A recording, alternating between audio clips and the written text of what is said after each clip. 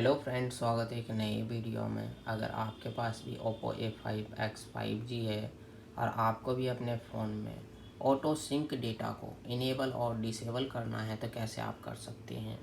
तो चलिए वीडियो करते हैं स्टार्ट। सबसे पहले आपको अपने फ़ोन में सेटिंग्स को करना है ओपन। ऊपर की तरफ स्क्रॉल करना है। यहाँ पर आपको मिलेगा यूजर एंड अकाउंट, क्लिक करना है। सबसे टॉप में मिलेगा राइट साइड में स्विच पर क्लिक करके टर्न ऑफ पर क्लिक करेंगे तो आपका ऑटो सिंक डेटा डिसेबल हो जाएगा। अगर आपको इनेबल करना है तो स्विच पर क्लिक करके टर्न ऑन पर क्लिक करेंगे, आपका ऑटो सिंक डेटा इनेबल हो जाएगा। तो आप इसी तरह से इनेबल और डिसेबल कर सकते हैं। तो आज के वीडियो में बस इतना ही।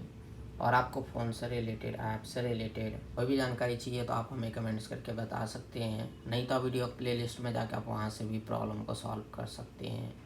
और हमारे वीडियो देखने के लिए share, subscribe, like, bell icon के बटन ज़रूर दबा दें ताकि नाले वीडियो का नोटिफिकेशन आपको मिलता रहे। मिलते हैं नेक्स्ट वीडियो में एक नई टॉपिक के साथ। तब तक के लिए नमस्कार।